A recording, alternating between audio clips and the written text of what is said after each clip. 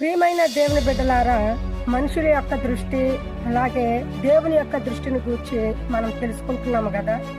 ఐగుప్తు రాజైన ఫరో మోషేను ఐగుప్తు దేశంలో నుండి వెళ్ళగొట్టి ఇక మోషే ఐగుప్తు దేశానికి మరలా తిరిగి రాడు అని మాత్రమే చూశాడు. కానీ దేవుడైతే మోషేను ఐగుప్తు దేశము నుండి వెళ్ళగొట్టిన రాజైన ఫరోకి దేవునిగాను, ఇశ్రాయేలీల ప్రజలందరికీ అధికారిగాను, అలాగే ఐగుప్తు బానిసత్వం నుండి ఇశ్రాయేలీలను విడిపించి విమోచించి నడిపించే నాయకునిగా చూశాడు దేవుడు.